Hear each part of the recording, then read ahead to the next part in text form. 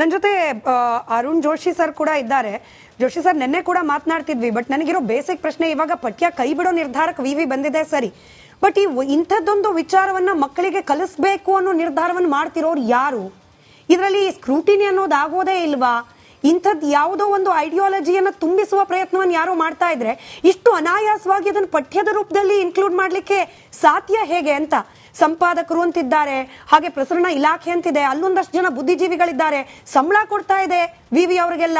ಇದನ್ನೆಲ್ಲ ಗಮನಿಸಬೇಕು ಅಂತಲೇ ಅಲ್ವಾ ಅವರೆಲ್ಲ ಇರೋದು. ಅವ್ರ ಗಮನಕ್ಕೆ ಬರ್ದಲೆ ಹೆಂಗ್ ಹೋಯ್ತು ಇದು ಪಠ್ಯದಲ್ಲಿ ಅಂತ ನಾವು ಬಹಳ ಮೂಲಭೂತ ಪ್ರಶ್ನೆಯನ್ನು ಕೇಳಿದ್ರಿ. ಇದ್ಯಾವುದೋ ಒಂದು 4 ಪುಟಗಳ ಒಂದು ಅಧ್ಯಾಯವನ್ನು ತೆಗೆದುಹಾಕೋದಾಗ್ಲಿ, ಒಂದು 4 ಲೈನ್ಗಳನ್ನು ತೆಗೆದುಹಾಕಿ ಇಲ್ಲಿಗೆ ಸೀಮಿತ ಆಗಲ್ಲ.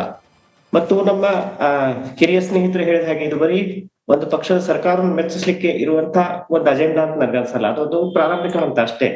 ಆದರೆ ಈ ದೇಶವನ್ನು ಅಸ್ಥಿರಗೊಳಿಸಿ ಇದು ಒಂದು ರಾಷ್ಟ್ರವಲ್ಲ, ಇಲ್ಲಿ ರಾಷ್ಟ್ರ ವಿರೋಧಿ ಭಾವನೆಯನ್ನು ಬಿತ್ತಿ, ಯಾವ ರೀತಿ ಕಾಶ್ಮೀರದಲ್ಲಿ ಆಂಟಿ ನ್ಯಾಷನಲ್ ಫೋರ್ಸಸ್ ಇತ್ತು, ಅಸ್ಸಾಂ ಭಾಗದಲ್ಲಿ ಇತ್ತು, ಆ ರೀತಿ ಇಡೀ ದೇಶದಲ್ಲಿ ಅರಾಜಕತೆ ಹುಟ್ಟಿಸ್ಬೇಕಂತ ಕೆಲವು ಅರಾಷ್ಟ್ರೀಯ ಶಕ್ತಿಗಳು ವಿದೇಶಿ ಮೂಲದಿಂದ ಈ ಐಡಿಯಾಲಜಿಗಳನ್ನ ತೆಗೆದುಕೊಂಡು ಬಂದು ಅವರಿಂದ ಫೈನಾನ್ಷಿಯಲ್ ಹೆಲ್ಪ್ ತಗೊಂಡ್ಬಂದು ಒಂದು ದೊಡ್ಡ ಪ್ರಮಾಣದಲ್ಲಿ ಅವ್ರದ್ದು ನೆಟ್ವರ್ಕ್ ಇದೆ. ಅವರು ಬರಹಗಳನ್ನ ಬರೀತಾರೆ, ಕೆಲವು ಸುಳ್ಳುಗಳನ್ನ ಹಬ್ಬಿಸ್ತಾರೆ, ಆಂಟಿ ನ್ಯಾಷನಲ್ ಅಜೆಂಡಾವನ್ನು ಕೊಡ್ತಾರೆ. ಅದ್ರ ಒಂದು ಭಾಗವಾಗಿ ಇದನ್ನ ನಾವು ನೋಡಿದಾಗ ಇದರ ಪೂರ್ಣ ಅಂತರ ನಮ್ಗೆ ಗೊತ್ತಾಗ್ತದೆ. ಎಷ್ಟೋ ಸರಿ ನಮ್ಗೆ ಗೊತ್ತಾಗಿಲ್ಲ, ಪಕ್ಕದವರು ಅದಕ್ಕೆ ಬಲಿಯಾಗಿರ್ತಾರೆ, ಕಾರ್ಯಕ್ರಮಗಳಿಗೆ ಹೋಗ್ತಾರೆ, ಅವ್ರ ಜೊತೆ ಶೇರ್ ಮಾಡ್ಕೊತಾರೆ ಸ್ಟೇಜ್ ಅನ್ನ. ಆದ್ರೆ ಅವ್ರ ಉದ್ದೇಶ ಏನಂದ್ರೆ ಭಾರತದ ರಾಷ್ಟ್ರೀಯತೆಯನ್ನ ಕೊಚ್ಚಿ ಹಾಕುವುದು, ಕಟ್ ಮಾಡಿ ಹಾಕುವುದು.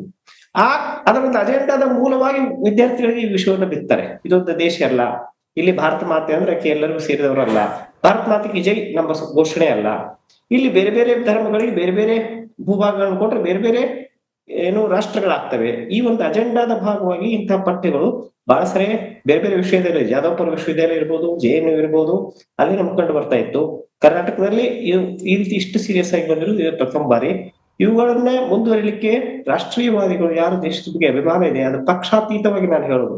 ಉದಾಹರಣೆ ಹೇಳ್ತೀನಿ, ಇವತ್ತು ರಾಜ್ಯ ಸರ್ಕಾರದಿಂದ ನಾಮಿನೇಟ್ ಆದಂತ ಅಲ್ಪಸಂಖ್ಯಾತ ಸಿಂಡಿಕೇಟ್ ಸದಸ್ಯರು ಇವತ್ತೊಂದು ವಿಶ್ವವಿದ್ಯಾಲಯದ ಕಾರ್ಯಕ್ರಮದಲ್ಲಿ ನನ್ನ ಜೊತೆ ಗೆಸ್ಟ್ ಆಗಿ ಅವರು ಗೆಸ್ಟ್ ಆಗಿದ್ರು.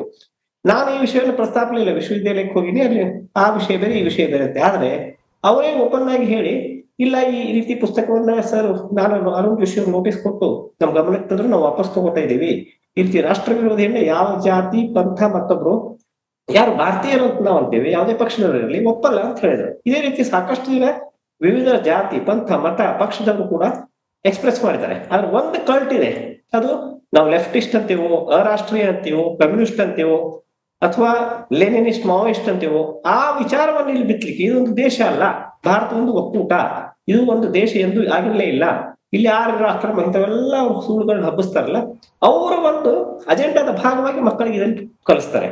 ಆದ್ರೆ ನೀವು ಹೇಳಿದ್ರಿ, ಒಬ್ರು ಎಕ್ಸ್ಪರ್ಟ್ ಹೇಳಿದ್ರು ಇದನ್ನ ಬಹಳ ಸೀರಿಯಸ್ ಆಗಿ ತಗೋಬಾರ್ದು ಅಂತ ಹೇಳಿ. ದೇಶದ ಬಗ್ಗೆ, ಭಾರತ ಧ್ವಜದ ಬಗ್ಗೆ, ಭಾರತ ಮಾತೆಯ ಬಗ್ಗೆ, ರಾಮ ಮಂದಿರದಂತಹ ವಿಷಯದ ಬಗ್ಗೆ ಕ್ರಿಟಿಸೈಸ್ ಈ ರೀತಿ ಬಂದಾಗ ಸೀರಿಯಸ್ ತಗೊಳ್ಳದಿದ್ರೆ ಇನ್ನು ಏನಾದ್ರು ಸೀರಿಯಸ್ ಆಗಿ ತಗೋಬೇಕು ಪ್ರಶ್ನೆ. ಅಂದ್ರೆ ಅವ್ರ ಮಾತಿನ ಅರ್ಥ ಏನಾಗಿತ್ತು ಅಂದ್ರೆ, ಕಾಲೇಜ್ ಕಲಿಯೋ ಮಕ್ಕಳು ಈ ಟೆಕ್ಸ್ಟ್ ಬುಕ್ ಅಲ್ಲಿರೋ ಅಂಶವನ್ನ ಎಕ್ಸಾಮ್ಗೋಸ್ಕರ ಕಲಿತಾರೆ, ಎಕ್ಸಾಮ್ ಬರೆದ ಮೇಲೆ ಮರ್ತು ಹೋಗ್ತಾರೆ, ಹೀಗಾಗಿ ಅವ್ರ ಮೇಲೆ ಹೆಚ್ಚಿನ ಪರಿಣಾಮ ಬೀರುತ್ತೆ ಅಂತ ಹೇಳಿ ನಾವು ಭಾವಿಸಬಾರ್ದು ಅಂತ ಹೇಳಿ ಒಪ್ಲಿಕ್ಕೆ ಸಾಧ್ಯನಾ ಈ ಮಾತು ಅಂತ? ಯಾಕಂದ್ರೆ ಈಗ ನೋಡಿ, ಇವಾಗ ನಿರ್ಧಾರ ಮಾಡಿರ್ಬೋದು ತೆಗ್ದಾಕ್ತಿವಿ ಅಂತ ಹೇಳಿ, ಬಟ್ ಈ ಪಠ್ಯ ಈ ಅಕಾಡೆಮಿಕ್ ಇಯರ್ ಶುರುವಾಗಿದ್ ಯಾವಾಗಿಂದ, ಅಲ್ಲಿಂದ ಇಲ್ಲಿವರೆಗೂ ಕ್ಲಾಸ್ನಲ್ಲಿ ಬೋಧನೆ ಆಗೇ ಇಲ್ವೋ? 1% ಪರಿಣಾಮ ಆದ್ರೂ ಕೂಡ ಡೇಂಜರ್ ಅಲ್ವಾ? ಈಗ 100 ಜನ ವಿದ್ಯಾರ್ಥಿಗಳಲ್ಲಿ ಒಬ್ಬ ವಿದ್ಯಾರ್ಥಿಯ ಆಲೋಚನಾ ಪ್ರಕ್ರಿಯೆ ಬದಲಾಯ್ತು ಇದರಿಂದ ಅಂತಂದ್ರೆ ದೇಶಕ್ಕೆ ಮಾರಕ ಅಲ್ವಾ ಅದು? ತಾವು ಇನ್ನೊಂದು ವಿಚಾರ ಹೇಳಿದ್ರಿ, ವ್ಯವಸ್ಥೆ ಇರ್ತದೆ, ಬೋರ್ಡ್ ಆಫ್ ಟ್ರೇಡ್, ಸಂಪಾದಕ ಮಂಡಳಿ, ಇವರೆಲ್ಲ ನಮ್ಮ ಟ್ಯಾಕ್ಸ್ ಪೇಡ್ ಅಮೌಂಟ್ ಇಂದ ಪೇಮೆಂಟ್ ತಗೋತಾರೆ, ಎಕ್ಸಾಕ್ಟ್ಲಿ ಎಕ್ಸ್ಟ್ರಾ ಅಮೌಂಟ್ ತಗೋತಾರೆ. ಅದನ್ನ ತಗೊಂಡು ಇವರು ದೇಶದ್ರೋಹಿ ಕೆಲಸ ಮಾಡ್ಲಿಕ್ಕೆ ನಾವು ಪೇಮೆಂಟ್ ಮಾಡ್ತೇವೆ ಸರ್ಕಾರದಿಂದ ಅವರಿಗೆ. ಅವ್ರು ಅದನ್ನು ಓದಿ ಸ್ಟಾಪ್ ಮಾಡ್ಬೇಕಾಗಿತ್ತು. ಯಾವುದೇ ಮತ್ತೊಂದು ರಾಜಕಾರಣದಲ್ಲಿ ಬರಲಾರ್ದೆ ಇರೋ ಹಾಗೆ, ರಾಷ್ಟ್ರ ವಿರೋಧಿ ವಿಷಯಗಳು ಬರಲಾರ್ದೆ ಇರೋ ಹಾಗೆ ಅವ್ರು ಮಾಡ್ಬೇಕಾಗಿತ್ತು. ಅದನ್ನ ಮಾಡಲ್ಲ. ಅಂತವ್ರು ಕೆಲವರು ಸಂಕೋಚಕ್ಕೋ, ಇನ್ನು ಕೆಲವರು ಲೆಥಾರ್ಜಿಕ್ ಆಗಿ ನೋಡ್ಲಾರ್ದೆ ಇದ್ದು, ಇನ್ನು ಕೆಲವರು ಬುದ್ಧಾಪೂರ್ವಕವಾಗಿಯೂ ಇಂಥ ಪಠ್ಯಗಳು ಸೇರುವಂತೆ ಪ್ರಯತ್ನವನ್ನು ಮಾಡ್ತಾ ಇದ್ದಾರೆ ಅಂತ ನನಗನ್ಸುತ್ತೆ. ಅಂದ್ರೆ ನಮ್ಮ ಮನೆ ಮಕ್ಕಳು ಡಿಗ್ರಿ ವ್ಯಾಸಂಗ ಮಾಡ್ತಿದ್ದಾರೆ ಅಂತಂದ್ರೆ ಏನೋ ತಿಳಿದು ಬುದ್ಧಿವಂತರಾಗಿ ಸಮಾಜಕ್ಕೆ ಕಾಂಟ್ರಿಬ್ಯೂಟ್ ಮಾಡೋ ಲೆವೆಲ್ ಅಲ್ಲಿ ಏನೋ ಕಲಿತಿದ್ದಾರೆ ಅನ್ನೋದು ಸಹಜವಾಗಿ ಪೋಷಕರ ನಿರೀಕ್ಷೆ ಇರುತ್ತೆ. ಬಟ್ ಇಂಥ ಏನಂತ ಹೇಳೋದು, ಐಡಿಯಾಲಜಿಗಳನ್ನ ತುಂಬಾ ಫ್ಯಾಕ್ಟ್ರಿಗಳಾಗ್ಬಿಟ್ರೆ ವಿವಿಗಳು, ಪೋಷಕರ ವಿಶ್ವಾಸ ಅನ್ನೋದು ಎಲ್ಲಿಗೆ ಬಂದ್ ನಿಲ್ಲುತ್ತೆ ಅಂತ ಕಾಲೇಜ್ನಲ್ಲಿ ಕಲ್ತಿದ್ದು ಸತ್ಯ ಅಂತ ನಮ್ಗೆ ಅನಿಸ್ತದೆ. ಪಠ್ಯಪುಸ್ತಕದಲ್ಲಿ ಬಂದಿದ್ದು ಯಾವತ್ತು ಇವತ್ತು ಭಾರತ ಮಾತಕ್ಕೆ ಜೈ ಕೆಲವರು ಸೋಲನ್ನು ನೆನೆಸುತ್ತದೆ ಅಂದ್ರೆ ಉಳಿದ 10 ಮಕ್ಕಳಿಗೆ ಜೀವನ ಪರ್ಯಂತ ಅದನ್ನ ಮನಸ್ಸಿನಲ್ಲಿ ನೆನಪುಳಿತದೆ. ಜನವರಿ 26 ಭಾರತ ಮಾತಕ್ಕೆ ಜೈ ಅಂದ್ರೆ ಅವ್ನ ಬಾಯಿಗೆ ಜೈ ಅಂತ ಬರಲ್ಲ. ಇದು ಕೆಲವರು ಸೋಲು ಅಂತ ಅನ್ಸುತ್ತೆ. ಇದು ಸೈಕಾಲಜಿ. ಇದನ್ನ ನಾವು ಅರ್ಥ ಮಾಡ್ಕೋಬೇಕು. ನಿಜ. 150 ಸುದ್ದಿ, 120 ಇಂಪ್ಯಾಕ್ಟ್. ಸೂಪರ್ 3 ಇಲ್ಲೇ ಡ್ರಾ, ಇಲ್ಲೇ ಬಹುಮಾನ. ಮಾಧ್ಯಮ ಇತಿಹಾಸದಲ್ಲೇ ಮೊದಲು ಪರಿಹಾರ ಪತ್ರಿಕೋದ್ಯಮ.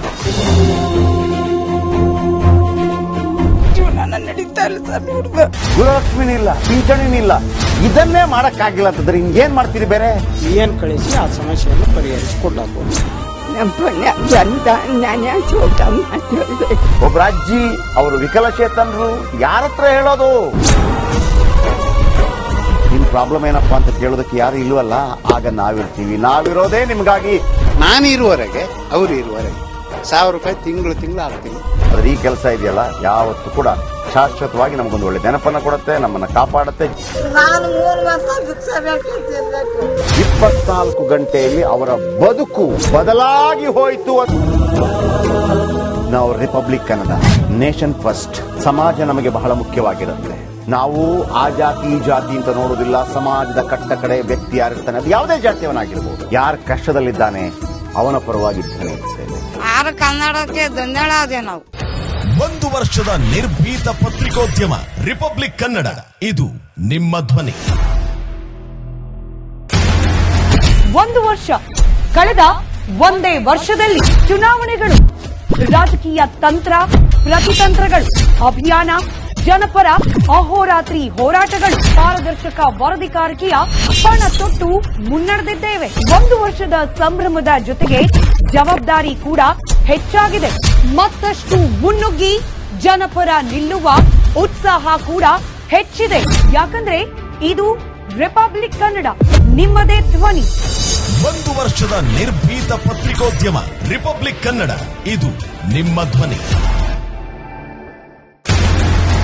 1 ವರ್ಷ ಕಳೆದ ಒಂದೇ ವರ್ಷದಲ್ಲಿ ಚುನಾವಣೆಗಳು, ರಾಜಕೀಯ ತಂತ್ರ ಪ್ರತಿತಂತ್ರಗಳು, ಅಭಿಯಾನ, ಜನಪರ ಅಹೋರಾತ್ರಿ ಹೋರಾಟಗಳು, ಪಾರದರ್ಶಕ ವರದಿಗಾರಿಕೆಯ ಪಣ ತೊಟ್ಟು ಮುನ್ನಡೆದಿದ್ದೇವೆ. 1 ವರ್ಷದ ಸಂಭ್ರಮದ ಜೊತೆಗೆ ಜವಾಬ್ದಾರಿ ಕೂಡ ಹೆಚ್ಚಾಗಿದೆ. ಮತ್ತಷ್ಟು ಮುನ್ನುಗ್ಗಿ ಜನಪರ ನಿಲ್ಲುವ ಉತ್ಸಾಹ ಕೂಡ ಹೆಚ್ಚಿದೆ. ಯಾಕಂದ್ರೆ ಇದು ರಿಪಬ್ಲಿಕ್ ಕನ್ನಡ, ನಿಮ್ಮದೇ ಧ್ವನಿ. 1 ವರ್ಷದ ನಿರ್ಭೀತ ಪತ್ರಿಕೋದ್ಯಮ ರಿಪಬ್ಲಿಕ್ ಕನ್ನಡ. ಇದು ನಿಮ್ಮ ಧ್ವನಿ.